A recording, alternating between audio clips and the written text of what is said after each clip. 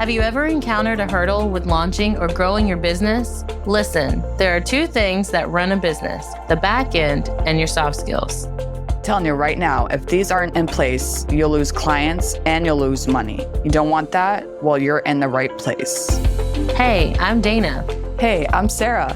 We're your hosts of the Entrepreneur Encounter, and we're going to give you a behind-the-scenes glance into our businesses, give you genuine feedback, tips and tricks, plus occasionally bring on guests that care about supporting you to grow your business organically and nurturing authentic relationships.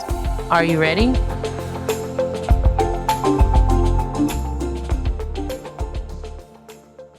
Hey, entrepreneurs, welcome back to another episode. As we continue on this month's theme on creativity and productivity, today we're going to discuss how this ties into ADHD and how business owners can use this to succeed in whatever they do.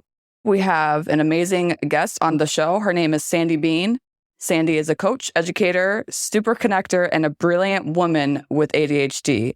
Her mission is to help you balance life, discover your passions, and craft a life you're proud of. Her background is in education, creator of gifted programming and after-school enrichment, and the founder of St. Pete Girl Bosses with over 5,000 members. Welcome, Sandy. We're excited to have you on the show today. I'm always excited to hang out with you and chat with you, Sarah, especially about topics like this, which you know I love. Oh, yeah, for sure. I'm embarrassed to admit 20 years of experience, maybe a little bit more with this. I think about that sometimes. I'm like, 20 years ago was 1986, right? No. Right? That's what it seems like, but definitely not. Totally. Time blindness is a thing with ADHD. So there we go. Oh, yeah. Yeah, no, I'm super excited to be here. And what I love about your mission is when a lot of people think about ADHD, they think about schools, they think about kids, or they think about people that like literally can't get their act together. But what I'm noticing through this work is that that's not the case. There's lots of successful people that I like to call it, they're treading water really hard beneath the surface and they've built a life that they really love. But there are ways that they could do things a little easier, or they could be kinder to themselves and understand their magic instead of constantly labeling themselves as lazy or disorganized or whatever. So could you tell us a little bit more about what you do for like entrepreneurs? So my background is in education, as you mentioned, and my undergrad is in middle childhood education, and I had a minor in language arts, science, and theater. And then my master's is in curriculum instruction, and I have one in creative writing. So I grew up a gifted kid. You guys grow up a gifted kid, like in your gifted programs and all that stuff? If you're neurodivergent, I encourage you to look at that possibility because often they go hand in hand.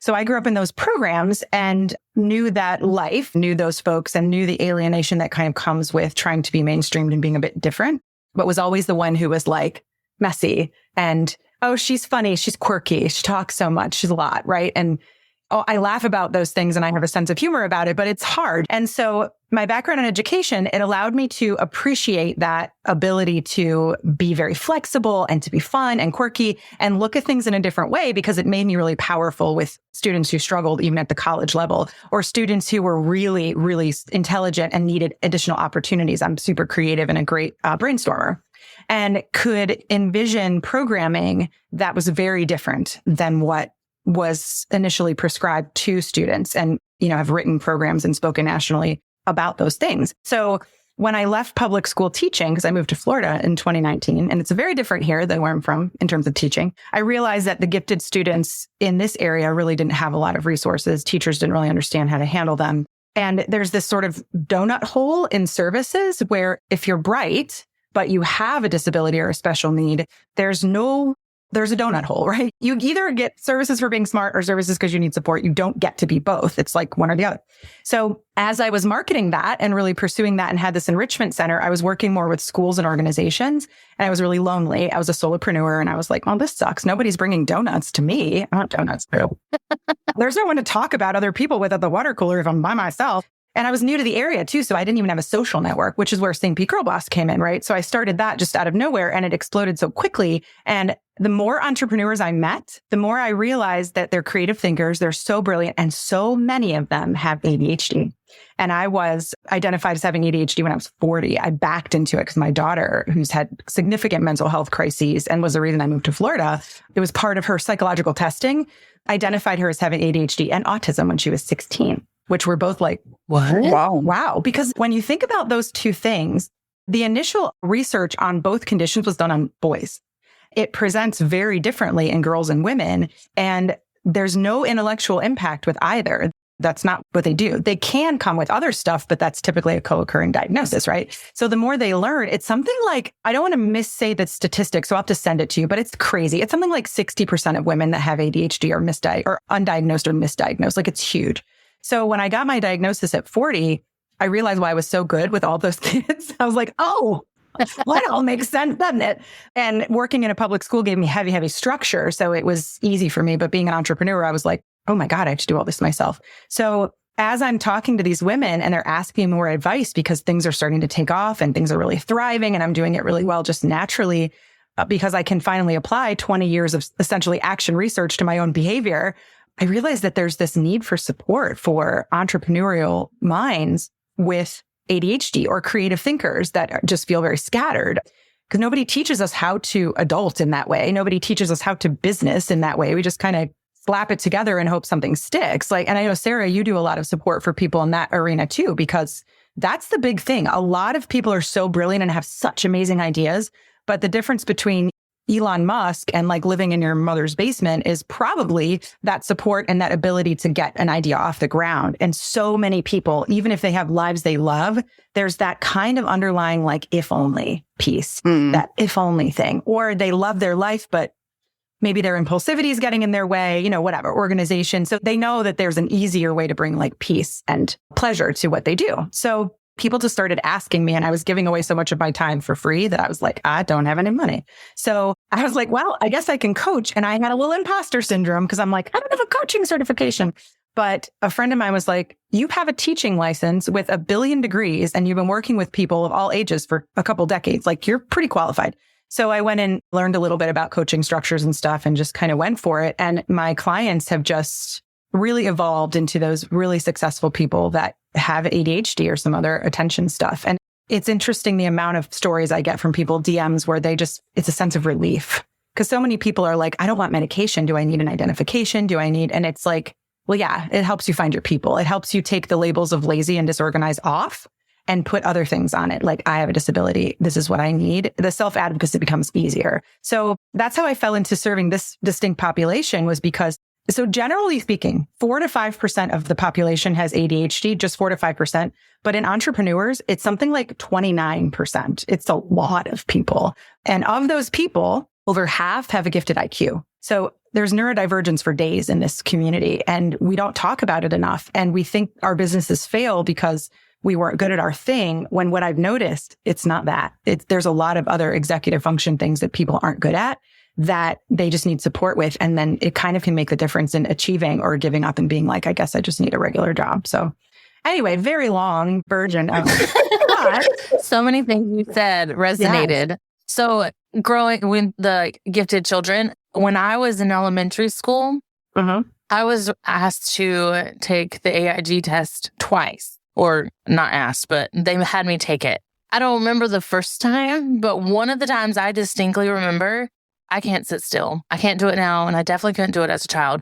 They put me in a rolly chair to take this test. Did you spin? I would have been like, I literally did. So what I did was I had the reading part on because it was a paper. Back in the day. I'm 45. You're speaking my language. It's all good.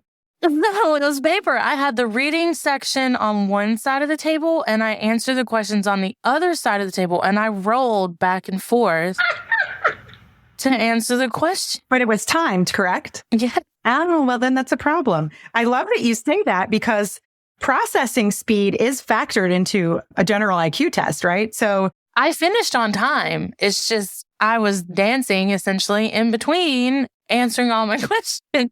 That makes me happy. So I did not make it into AIG. They had to keep me in the regular class, but I was so far advanced of the other students. But looking back on it as a mom, because my son is also, he's been at AIG tested, and it helped me because before he got to the age to do that, it's helped me tell him or teach him.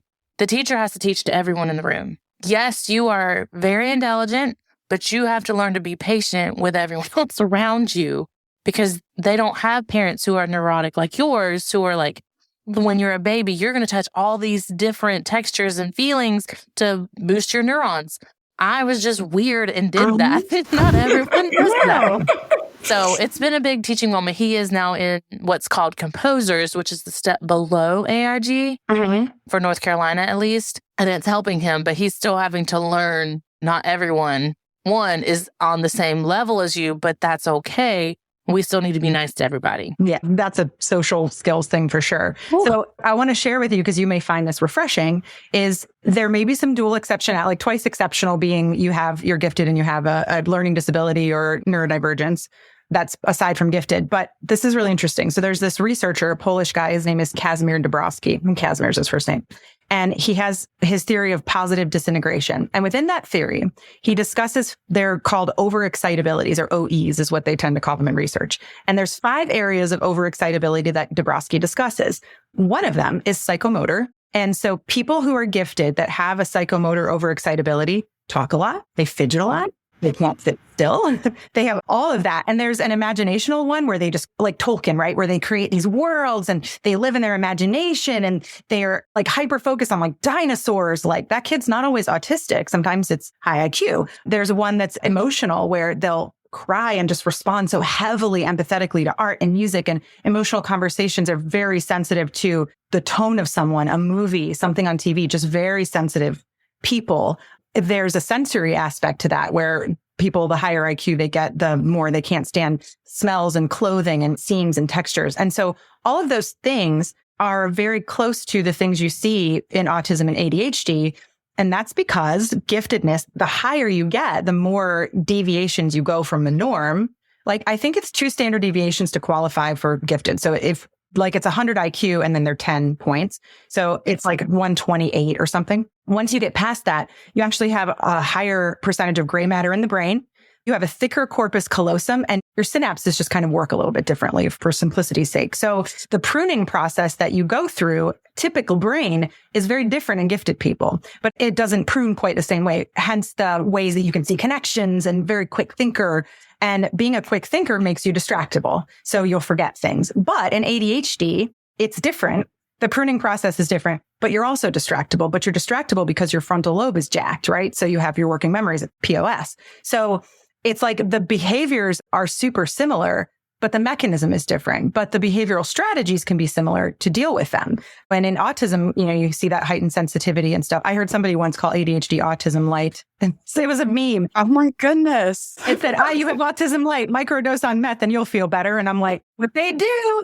Wow. What? It made me laugh. It was a meme. That's insane. So it's just really interesting to me that the pruning process in an autistic brain is also different, right? So there's these periods where the brain doesn't prune back those neural connections, and autistic people are hypersensitive in certain ways too. So looking at giftedness as a neurodivergence and all of the neurodivergence experience on a spectrum like that, understanding that you don't always need to know the why, that the how can be similar. The why is useful if you want to be able to take advantage of money of some kind, or if you want to find people that are very similar to you, then that's helpful. Like a diagnosis is nice, or if you want medication. But if you don't, like just understanding that here are the strategies you can use for that is helpful. And I mean, I tell your son, like, no, people aren't going to keep up with you. So go find people who can. Like, let's put you there. Public school makes me sad sometimes. For sure. I always talk about how everybody has a different perspective on something, right? 100%. Mm-hmm. So when it comes to your business, so I have a hard time explaining things on social media, for example, right? So I'm very in person. I like to have conversations, and to be able to see how other people think and the way they process things, to me, is very intriguing. And it's so interesting because we can talk about one subject, but I see it this way and you can see it this way. So for example, when I talk about soft skills, I talk about them in a professional setting, not necessarily the more in-depth and tuned internally. You know what I mean? Obviously there's different ways that you can talk about it. And it's very interesting having conversations with people to get different perspectives, because I believe that those that have ADHD, obviously think differently than other people.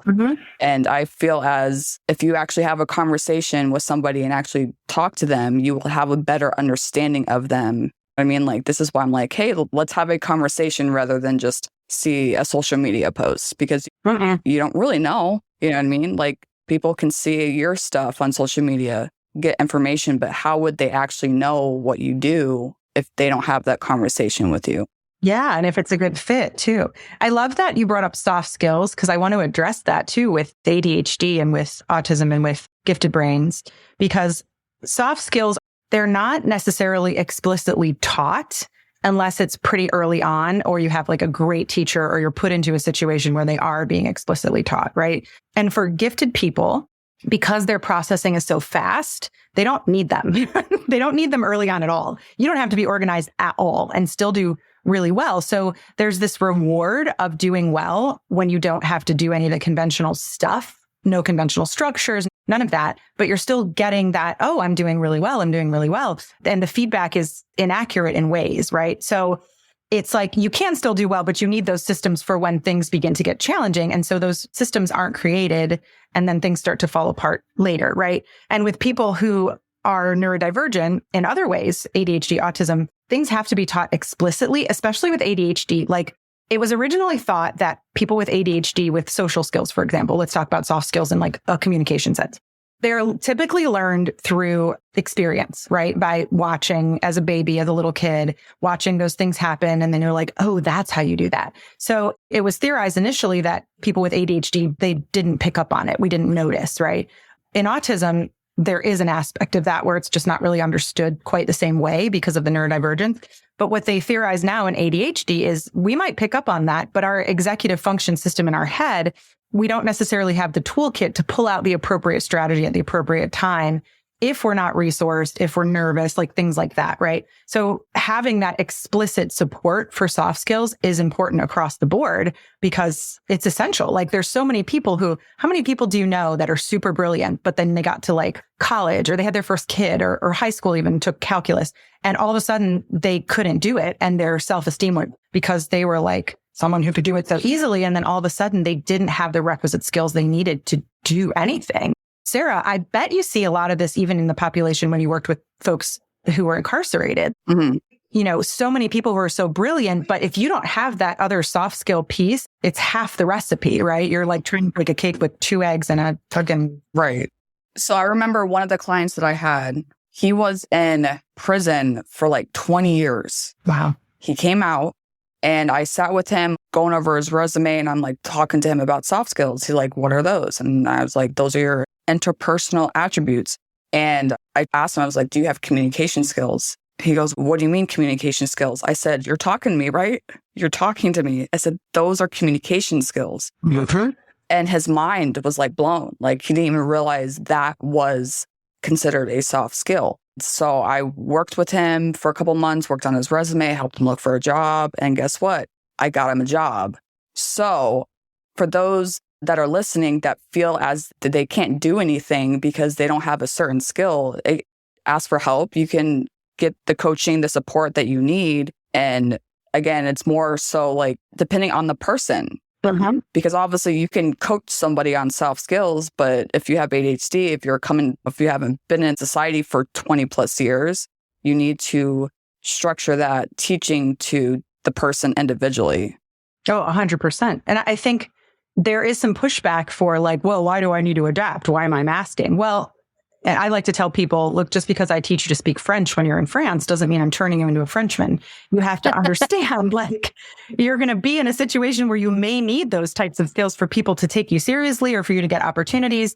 You don't want to use them to the point where you're hiding your authentic self all the time, because then you'll burn out if you're not even aware that you're doing those things. But being able to understand how to walk the walk is key. And I think even if people need support with their soft skills and organizational skills and stuff, understanding that these are my areas of need. So I'm going to put myself professionally in areas of strength, but I have to have coaching on my areas of need just so I don't fall apart, so I can walk the walk, so I can go to France if I have to. Because so many people are like, well, I can't do any of that. Well, what are you good at? Like, naturally, even with a scattered ADHD situation, or even if you're a mad genius and your social skills are not great, but there's things that everybody has that is their magic, right? That's their strength, no matter who they are. And so if they understand that, if they can connect to that, and then that's what we do as coaches, right? Is we say, okay, that's your magic. What do you want? What's the gap between those? Let's figure out how we can come up with a system that will work for you to bridge that gap. That's the important part. For sure. I love networking with entrepreneurs for that reason. And my sister, one time, she was like, your social media posts seem more like a life coach than a virtual assistant. And I was like, but I'm in the business of boosting creative entrepreneurs. And if you own a business, it ties so much into your personal life. You almost kind of is. I was like, that's not what I meant to do, but I guess it's the same. And everyone's good at something. I was reading or watching something, and it was about an entrepreneur who basically became a millionaire, but he's a voice actor, but he does animal sounds. It was something really random, but that was his strength. And he honed in on that and built something out of it. And now he's like the most sought after voice actor for random noises in commercials that you don't think is an industry in itself, but it is. So that's amazing. Like, it's so funny, isn't it? Because how many of us are like, I can't make a career out of that? Like, yeah, you can. If you're really good at it, you can make a career out of literally whatever. And I love that. I love human design. So I dabble in it, like with my clients, I'll pull their chart and look at sort of their pathway and stuff. And it's always so interesting to me to see how people are manifesting their specific gifts. It's like, it's wild. And I love that you mentioned it, that as a VA, y'all have to really get it, because you're getting delegated stuff from people that probably don't have systems, don't understand how things are supposed to be structured because they've never had that level of organization or whatever. I used to substitute teach. This is a poor analogy, but go with me. When I stepped into someone's classroom that clearly had ADHD or something else going on and I couldn't find anything, I had love and sympathy, but it was frustrating.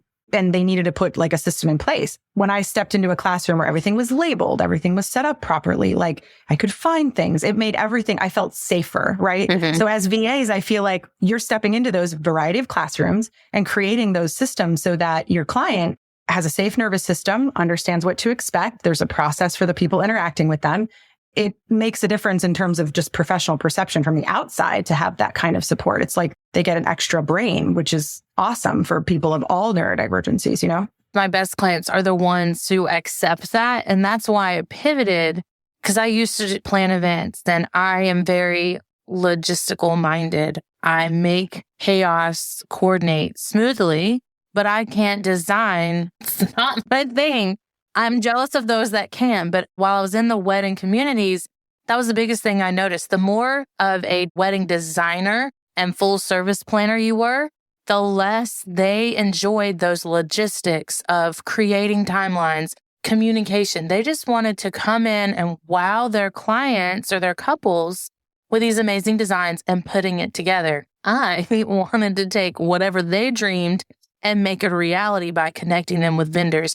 Very different approach. The same ending almost happens. So when 2020 rolled around, I stopped planning events because that kind of went up in smoke and pivoted to supporting those creatives, have that structure, have that peace of mind that workflows are going forward. No one's falling through the cracks. We're making sure we're getting your images so that you can sell your services to the next person, so forth and so on. Yeah. And I love that. So that's so interesting to me because you are literally like the ADHDer's dream, right? And so I see in you so many, just the way you articulate yourself, you have a gifted brain. Like, let's just all acknowledge that. And so I'm going to need that recording. I'll send you a checklist. I've got experience in this. You do. Like, there's a perceptive way that things occur. And you can just see the pattern, right? So a lot of neurodivergent thinkers, it's cool because we can put the cube in front of us and turn it mentally and look at it. Especially with people in autism and ADHD, they can really consider it from all angles in a completely different way. And I think that that's necessary to do that envisioning. But the logistics piece goes out the window for a ton of people. Like I said, like you need that extra support. And so the neat thing about having an ADHD brain is ADHD people are incredible divergent thinkers. I used to say that like a middle schooler with ADHD, if you can get them to focus on a problem they care about, they will come up with the most revolutionary solutions for things, teenagers, because they don't understand the rules. And not only do they not really understand the limitations, they don't care. And so to a certain degree, the neurodivergent brain takes that with it. I think there's a lot of reasons why adults. So my husband and I went to open house for our daughter the other night. We were talking to her art teacher, and she's a freshman in high school. And they were talking about how your drawings as an adult, if you're not skilled at drawing, or if you are, your process is going to look like the age that you stopped drawing, right? So you may draw like a 12-year-old if the last time you took art class, you were 12, like that kind of thing. And it struck me a little bit because I think that happens in our ability to play and be creative, is like it feels too childlike because we've not cultivated what that needs to look like in an adult context. As people who are neurodivergent, we have to play. It's essential for our lives, or we get burnt out. We need an outlet. And so the playfulness that we bring to our lives, we can also bring into problem solving. And doesn't always translate well when it comes to execution, but that's why we build teams, right? We have to acknowledge, like, I have this superpower of neurodivergent thinking, divergent creativity, where I can make up 1,000 scenarios, but then I need to hand it off to someone who will actually remember to make the phone calls. There's that piece. So yeah, I think that there's a power to that creativity that comes with neurodivergence. And I think the reason that there's a negative perception of ADHD is because we have all learned that what it is like a 6th grade boy, like under his desk, like tying knots in people's shoelaces because he's Dennis the Menace, versus like that's what we've been taught, right? But really trying to fit ourselves into a box where we don't fit is where we begin to tell ourselves those negative stories and begin to mask and all of that. If the world was a little bit more flexible and understanding that you're going to work on a team at some point, or that you can delegate outside of your zone of genius, we would save gifted girls and women, especially, a lot of therapy dollars. So speaking on that, I was reading this article and there was this quote in there. And it says, I don't think there's anything wrong with me, but I definitely think that I'm different. And this definitely goes on with everything that we're talking about, because obviously those that have ADHD, there's nothing wrong with you. Because again, going back to like everybody has different perspectives on things. I think it's cool to be different. You know what I mean? I think it's cool to be outside the box. Mm-hmm. And I think a lot of individuals are scared to be like that because they don't want to be judged or, like you were saying, labeled lazy or whatever it may be, but just embrace it. Yeah. I mean, it's hard not to. I think because of the industrialization of our society, right? We needed the factory model of schooling, right? Where everything's lockstep and it churns people out through a system. And anything that's an outlier to that system previously, now we're getting into an innovation age that we don't even know what's coming next, right? But previously it was, you were labeled an outsider and ostracized. There weren't resources for you and good luck, right? So, yeah. But I mean, things are falling apart in like absolutely epic, empiric, like crumbling ways. There's my ADHD brain, a meme that was like, the world is crumbling around me, like, and I'm buying dog hats on Amazon going, yeah, empires do that sometimes because that's my life. So really just looking at how everything is crumbling, but we're moving into an age of innovation. And I think, in my mind, the individualization of the experience is what's going to be our saving grace, right? Is to understand, oh, you're good at that. Oh, go do that. And so I think that AI, I think that technology tools, all of those things that allow us to access the rote lockstep information in ways that are regimented is just becoming the base, right? So that if we take the need for human effort to teach and do those things out of it and people can get that knowledge in other ways, then we're allowing for collaboration and innovation and uplifting and all of that in a completely different way, which I think is where it needs to go. It's where it's headed. And I think that we put ourselves into that lockstep place, and that's where it starts to feel yucky and bad. Although honestly, like there are parts of having ADHD that suck. Like you will misplace things. There's this thing called the ADHD tax. I don't know if you've heard of that term, but it's essentially all of the money and energetic resources you've wasted or lost out on because of your ADHD. And it's things like stupid stuff, parking tickets, library fines, late fees on your credit cards, but also missed opportunities, right? You didn't make a phone call. You didn't meet a deadline. You didn't attend something you needed to because you forgot. So there are very real constraints that are painful for people that have those. And so I think identifying yourself as one of those people takes the shame out of needing to set 50 alarms or put bright pink Post-its on your office wall or have a support person that says, hey, like, that's really important to you. I think that's the beauty in the identification of it. Like we can talk about the beautiful points of it all day because there are many, but there's still a level of function that we need to maintain in order to not pay an ADHD tax that has a significant impact on us. And additionally, women who have high IQs, and especially women with ADHD, there's a propensity for co-occurring diagnoses like eating disorders, anxiety disorders. Binge eating disorder is extremely common in women with ADHD, or any kind of like ARFID type eating disorder. It's really interesting, and it's because of the way that the brain processes reward. So there are hurdles that have to be managed, but I think the beauty of the label, so to speak, is that then you can seek out resources that are appropriate. Yeah, for sure. Thinking on the ADHD test, because that's actually something new, but resonate. I lose things all the time.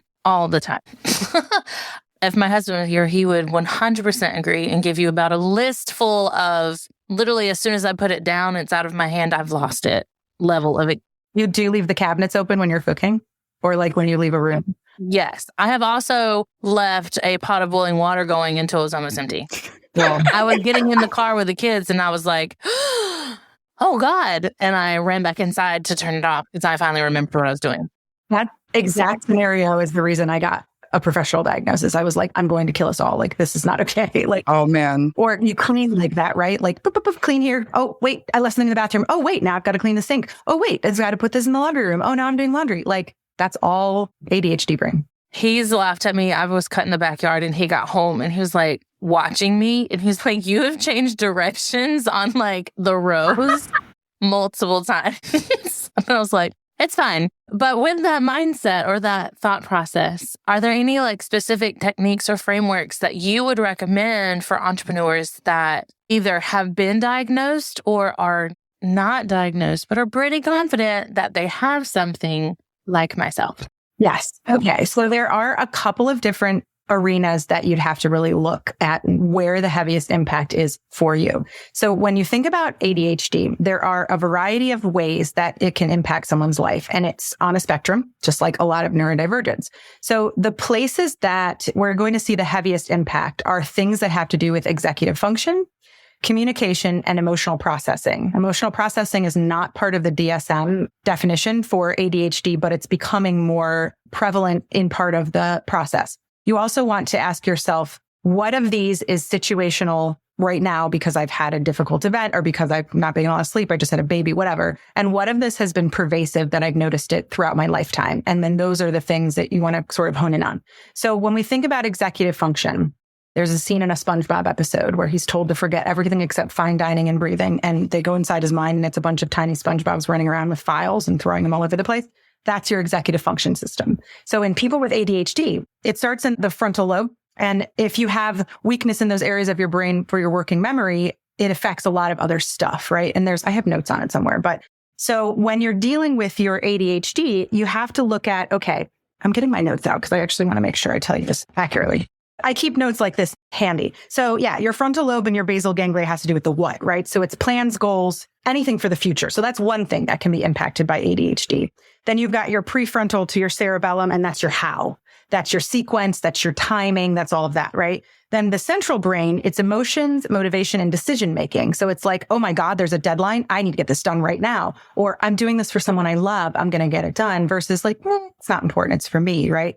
And then you also have your who, and this is your self-awareness, your cognitive abilities to pursue goals. Like, what is it that I want? So all of that, your verbal, nonverbal, working memory, emotional regulation, and motivation, all of that planning and problem solving is all impacted by ADHD. Things that can make it worse are a lack of being resourced, like food, water, sleep, exercise. Also hormones. So for women, we feel like superheroes when we are ovulating and then we get our period and our estrogen drops. You're going to notice an increase in your symptoms. If you have ADHD, it can be affected by just lots of things. So it's interesting to me because Dana, you're good at logistics when you're working with a client, but in your own world, you forget things and stuff like that. So that's a great example of the way that the emotional motivation of finance or somebody watching you can impact your function, right?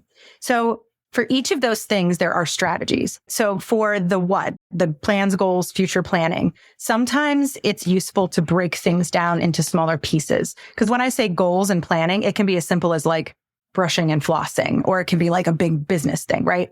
So for entrepreneurs, starting small is important. teaching your nervous system that you can have a habit that you break into small pieces that you will continue to pursue and that you won't let yourself down on is important, right? Whether it's drinking water, whatever. To do something for business, it's very helpful to use a tool like goblin.tools or even ChatGPT to take whatever you're doing, ask it to break it into tiny tasks and do one at a time. That can help with that whole like process, because I find that they can set goals, but when you try to plan, it falls apart, right? Because prioritization becomes an issue. What's the most important? I don't know, right? Yeah. So the tool for that, for prioritization, is an Eisenhower matrix. It's like an urgent versus important versus delegation. I fill one out every morning. And it helps to have a little routine when you open your work, fill out your matrix, do your stuff, and then a closing routine. Because for people with ADHD, we sometimes overwork and burn out because we don't want to stop if we're interested in something or we think we have a deadline. You have to have routines to stop working and understand that that's okay. You can get it done.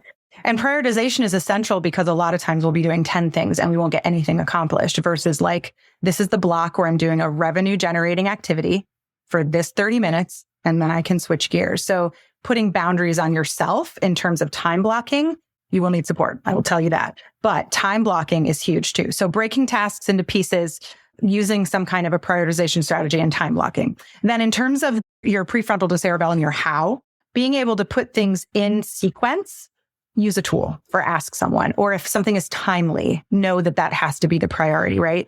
And timely doesn't mean it's due in 15 minutes. It means like, what of this list that I've carefully constructed would be the most beneficial to get done first, right? And then your emotions and motivation, that's very much therapy. That's therapy because you have to realize like people with ADHD, their emotions are either all over the place because they're like, I don't even know what's happening, or they disconnect from them because they've dissociated for so long because things felt very intense, or it's just there's a lot happening, right? And there's an impulsivity factor. And we have rejection sensitive dysphoria can happen too. So there's lots of stuff happening. So therapy and mindfulness and meditation, what you need to do here as an entrepreneur is understand that it's okay to take space, to take a breath, and then react after the storm has passed, after your nervous system feels safe again, answering emails after a certain period of time. Understand in your body what that feels like. So embodiment is really big. So that's number 2. Number 3 that's really helpful is be faithful. You have to be a calendar slut. Like you have to, meaning that you have time blocks. You put everything in your calendar, driving time, time to eat, time that you're going to chill with your family. If you put it all in there and you have an app on your phone and you can set alarms and things like that, that will help you take the working memory out of what am I supposed to be doing and free up your working memory for other stuff. So you're not constantly forgetting your keys or whatever, that kind of stuff, right? The more you can create structure around it with support, the less you have to think about it on a daily basis, the easier it is. It's the book, The Power of Habit, is great for that one, because as soon as you encode something into your long-term memory, you don't have to think about it anymore. It takes it off your plate, essentially, so to speak, for ADHDers. Also having a launch pad by the front door that has your work bag, your charger, an extra set of keys, all that you grab and you drop as soon as you get home and you don't have to look for stuff. Have duplicates of all that. And then the last thing for communication, a lot of times we forget when we're talking to someone or we're doing something and our mind wanders off. Ask a lot of questions. Put your phone on Do Not Disturb. Take notes. So you may have noticed, like when you're talking, so I don't interrupt you, I write down a keyword and then I remember to go back to it. Keyword. Exactly. And that's a casual conversation, isn't it? And so sometimes in casual conversation, I'll go, wait, hold on. I'm so sorry. Could you repeat that? Because I didn't mean to, but something they said started a chain of thinkings. Yeah. And I'm starting to go on the chain of thinkings and I have to bring myself back and apologize. And so Can I pause you real quick? please. Because this is a laughable moment. Literally, I had a networking event this morning. I was subbing for someone and there was a guest and I was supposed to go literally like right after him. But something he said triggered and like inspired me on something that I want to do for the ladies group that I'm putting together. And so I was like mentally functioning on building that would be really good. Now, when could I do that? I need to get his card. I need to like blah, blah, blah. And then I did not realize for a good solid 30 seconds that it was my turn. They were handing me the like torch, so to speak, to let me know. And I was like, oh my God, I'm so sorry, you guys. But I'll like really quick come back to it. Yep, that happened literally this morning. That's funny. I love it. Leaving yourself voice memos can help you with that a lot, or Vox yourself. Like if you start getting into a place, you can be like, da-da-da-da-da, and then you can go back to it later. I do that a lot, like send myself things. That's a good idea. As long as you're in an appropriate place that you can do it. That's very helpful so you can come back to it. Like that's why I have an avoid box on my Eisenhower matrix, because if an idea comes, but it's not time for it, I write it in the bottom right corner, the avoid box, like, oh, I can look at this later. And that can be super helpful. So it depends on where their impaired function is. But I find, honestly, time organization is the biggest thing for entrepreneurs with ADHD that they have trouble with. Mm-hmm. And time blindness is a big one of that, like not really understanding how long something is going to take. There are estimators, like Goblin Tools has an estimator, or ChatGPT. You can ask it, like, how long will it take a typical person to do this? But honestly, the range is so broad for a lot of those things. You have to put boundaries around yourself and say, this is the amount of time I have. Let's see how far I get, and then kind of go from there. That's why we're used to chaos, because a lot of us grew up in it, but we have to get ourselves off of that chaos train, because you'll start to get your dopamine in other ways once you start to care for yourself. And then the chaos doesn't feel good anymore. It doesn't feel good. But also give yourself a chance to go into deep focus mode. Like if you're really in creative mode, turn off all your distractions and just go, man. Well, because that's where the magic happens, when you can like create an entire 8-week course in 5 hours because you're just so in it. And the big one too, also put driving time in your calendar and set an alarm for when you need to leave. I do struggle with that. Yeah. Give yourself extra time. Put the driving time into your calendar. Like if I have an appointment at 11 and I know it's going to take a half an hour, I put it in my calendar for 10:15. That's what I do. I didn't even notice that was a thing, because I need to be early. I don't like to be late. So I'm somewhere between 15 and 20 minutes early. That's like that. I can't be late. I can't. Yeah, it's interesting to me too. So I'm late because I'm always like, oh, I can fit one more thing in before I leave. I can do this in 100%. And I don't think how long, like for this call, quickly, I was in the bathroom and I was like, I can go switch the laundry over real fast and then I'll come on. Yeah. Yeah, I feel it. It's so interesting to me, because sometimes I've met people that have ADHD that's so bad that they literally control every aspect of their lives so tightly that that's where their burnout comes from, because they are hyper organized minimalists. They are not late for anything, and they are wound so tight because they're afraid of some of the impacts that have happened.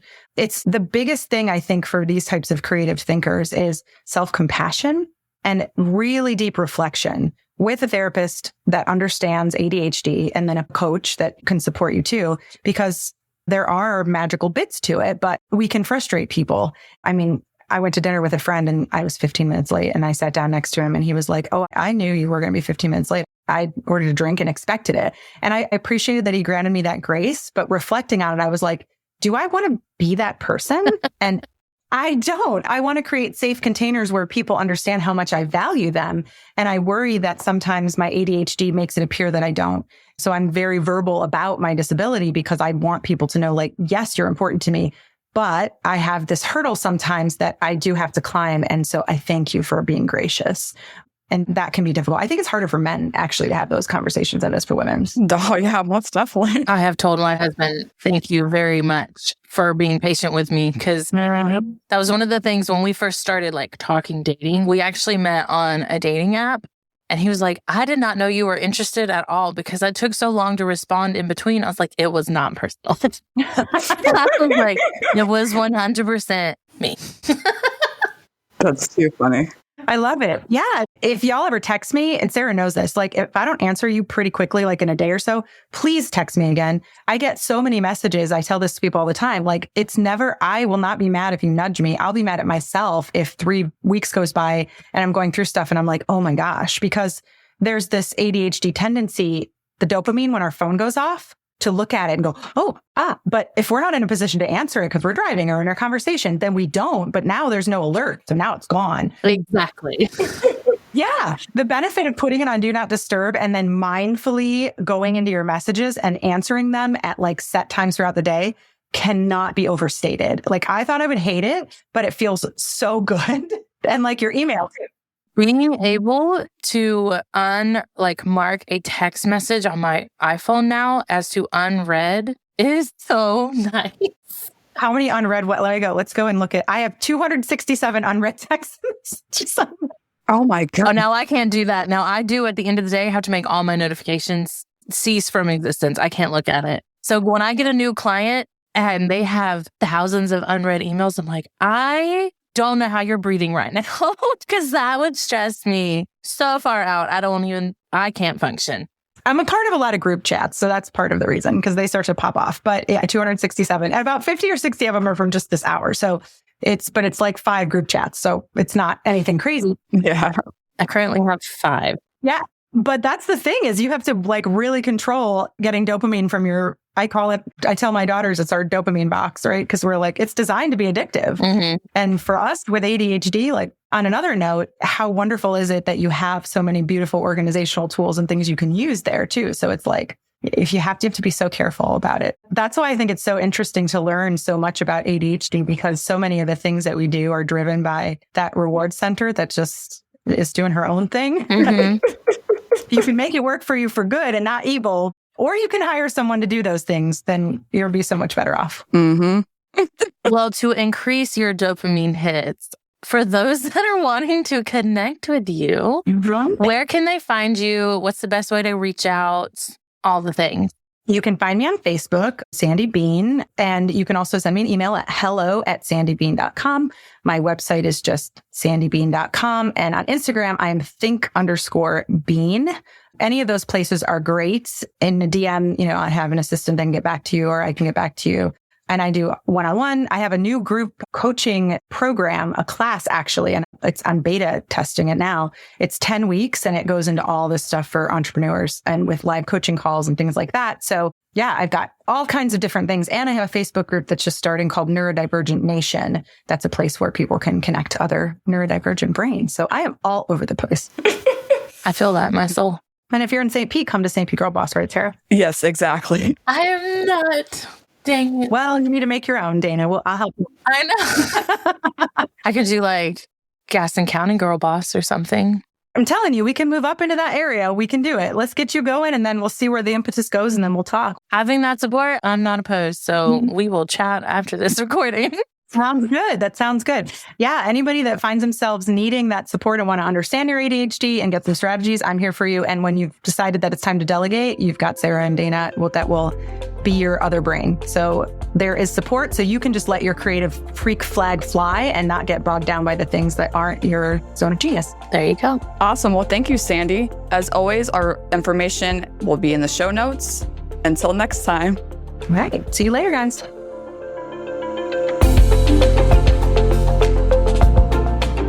Thanks for tuning in to another episode. Remember, soft skills aren't just some fluffy buzzwords that get thrown around in the corporate world. They're the key to unlocking your full potential as a professional and a human being. Don't be afraid to invest in yourself and seek out opportunities to improve your soft skills.